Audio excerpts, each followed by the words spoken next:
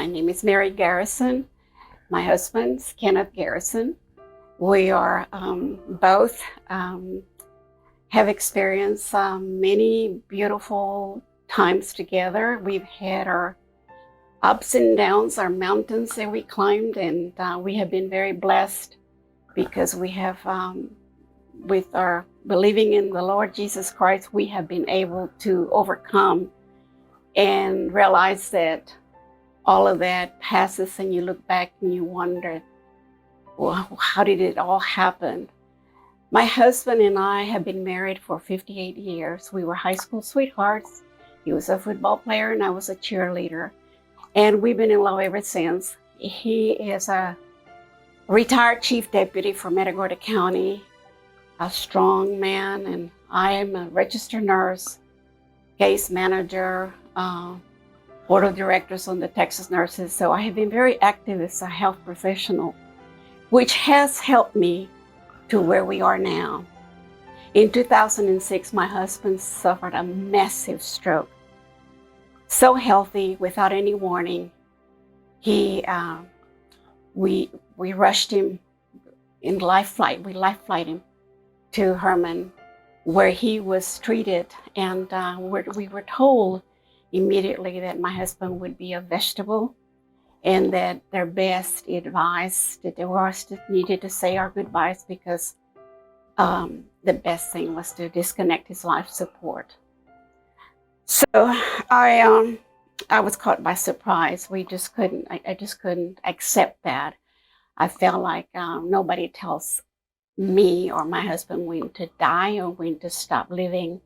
I was gonna stay firm, and I said, okay, Lord, this is your doings. It's he's yours, he's not mine, but if you're gonna let him live, you're gonna have to help me get through this, because there's gonna be a lot of bureaucracy and a lot of fight to get him out of here. And I am gonna have him walking out of here because I believe in your word you promised.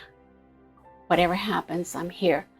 So we went through a lot at the hospital. Through nurse, they sent him to a rehab, and he was a total. He couldn't do anything but blink. After a month, he could just barely blink. Once for no and twice for yes. He could not communicate. He could not move. He was a total, what they call a vegetable. He says, you need to let him go, Miss Garison. And I said, well, I guess you might as well take a gun and shoot him, because I am not going to let him go. So we left, and we kept working. One of the things, as a nurse, God gives you gifts, and my gift was being a nurse. And I used it, everything that I knew, every resource that I could find. I learned to copy the nurses, the caregivers, and I can tell you, he was not qualified for therapy because he couldn't even sit. But I insisted that one of the most important things that I had gotten from a therapist, not a physical therapist, was the most important was to have, that he needed to have, that it should be standing regardless. Weight bearing. It's weight bearing, correct. Weight bearing, no matter what, they said, stick to weight bearing. And we did, and the therapists were very helpful. Nurses, aides were very helpful. In fact, the fact that I am a health professional, I'm a nurse, and I've had over 30 years of experience before he had the stroke, I had no idea of what took place behind the scenes with stroke, someone with a stroke, a massive stroke. And they taught me how to turn him, how to lift, and how to help him use his hands. And so while he lay there, I worked every single digit on his finger, his toes. I cupped him so that his lungs would work. And I finally I knew he was in there because there was a doctor that told me, he's in there, he can hear you. And that's all I needed to hear. And so I just told him, I said, blink once for no and twice for yes, if you can hear me. And he blinked twice, and I knew the end. I said, okay, you're in there. I said, I'll make you a promise. We're getting out of here together, and I will not leave you. I'll stay 24/7. I never left his side. And I think one of the most important things that people need to understand, family is very important. The love of the family, the support of the family. And I had my daughter that was very helpful. But I will tell you that the nurses can only do so much. The therapists can only do so much. But you watch closely what they're doing. And when they leave, you continue. You don't leave them. You continue to work every finger, every toe, every hand, every muscle that you can find, and you make him work back and forth. Because the little time that they spend with them, there's so many patients, it is up to the family to continue and to take that information. And you stay attuned to what they're saying to him, what they're doing to him, what kind of medicine he's taking, how many times they walk in, and everything you can learn, because you know you're going to take your loved one home, and it's going to be up to you to continue. So you got to learn everything you can. And so what I did is I asked them to teach me how to lift him and how to exercise him. And I watched the therapist. We have had, we would be very blessed, because one of the most important things we need to remember is the continuity of care. It has to, and that the people that you get, the therapist, the nurse, whoever you get, that you get the same one. Especially your occupational therapist and your physical therapist. They have to be this, there has to be continuity, because if you get one today and somebody different tomorrow and somebody, then you waste a lot of time, because they don't get to learn, or they don't get to own that patient. So a lot of it has to do with ownership. You need to own that patient. You need to take pride in and show the integrity and build your integrity. And that patient has to trust you, because they're scared. The family's scared. But once you take that patient into your hands and you see the progress, which is what the therapist saw. I saw therapists, they would even cry with me because they were so happy to see the advance, because he came from total not talking, not moving anything. That one night the doctor came in and he says, "What would you like to see happen?" And I remember him saying, telling the doctor, "I want to be able to walk, talk, and clean my own butt." And so we worked at that. And I asked the doctor, I said, "Doctor, and have you ever seen this type of stroke patient come out of this?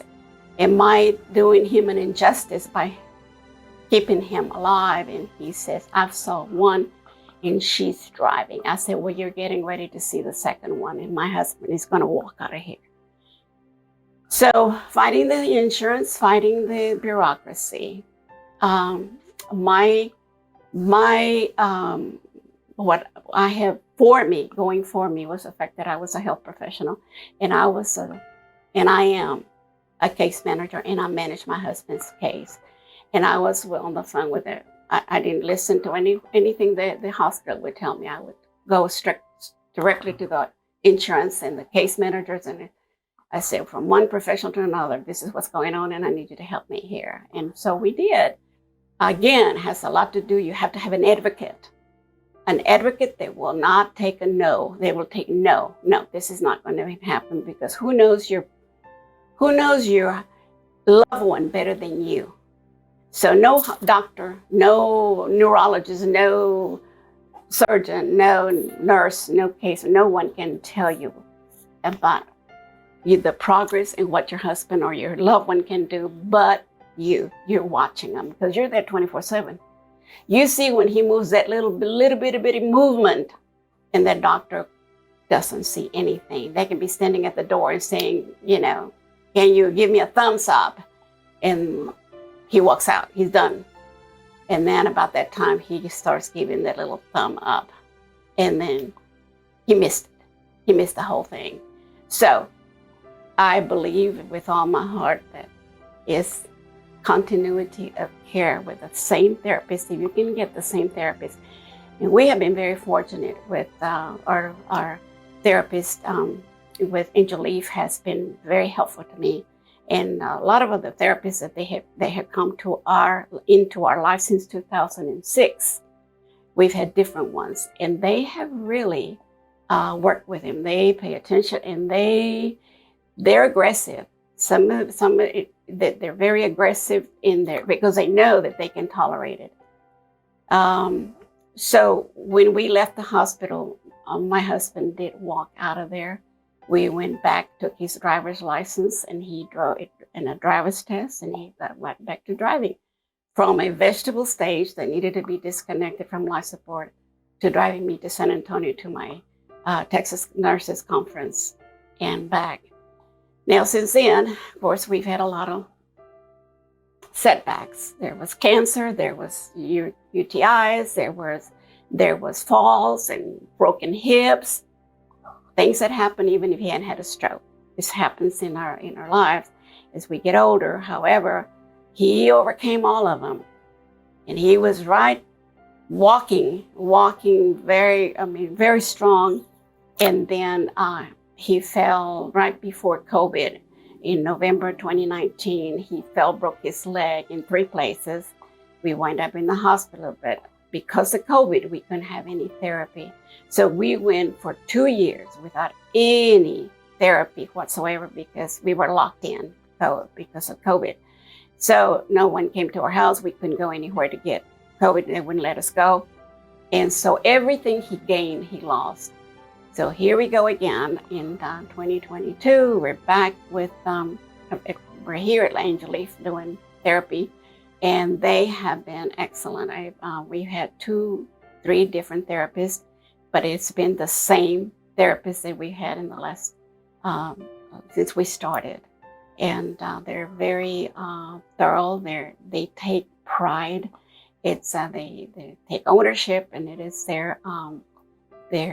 it's a continuity, and I have the same one, and they know him, he trusts him, and we really believe in that what we're gaining now is because of the therapy. Is without therapy, and of course you only get them a couple of days a week. However, they teach you how to continue. They give you the homework to do, and if you don't do what they tell you to do when they're not there, you can't advance. But a lot of it has to do a family involvement. The family has to be involved. And it's just, even though you don't have to be a nurse, all you got to do is say, show me how to lift him, show me how to transfer him, show me how to work his muscles, show him how to exercise his hands. And, but I think that we've come a long way. We're still here, and we just celebrated our 58th wedding anniversary. And so that was something I didn't think I would have, but we've been together for a long time. We had the same birthday. We were both had a birthday September 12th, and we were both 78 years old. So 78 years young, yeah. Right? Yeah. So anyway, tell me, what do you think? I think you said it all. Well, and tell me how you told me you loved me when you couldn't even talk. Oh, I had a speech therapist. A speech therapist who had the ABCs, and they broke them into groups, and I would blink till she got to the right group, and then she would stop, and then she would start going down, and I would tell her to stop with my blinking eyes, and that's how I did. She asked him, Mr. Garison, is there something you want to tell your wife? And she showed the letters, and he would go and he would look at the letter, and he would look at the I, and then he would look at the L, and then he would look at the O, and until he spelled love you, and he says, you want to tell your wife you love her, and he would start crying that he loved me, and which is, and then I had a time in through all of this that I wondered, did I do the right thing? And I would go into a corner and cry, Lord, am I so selfish that I don't want to let go? And when I looked at him and I said, honey, um, that that what would you have me do? What do you want me to do?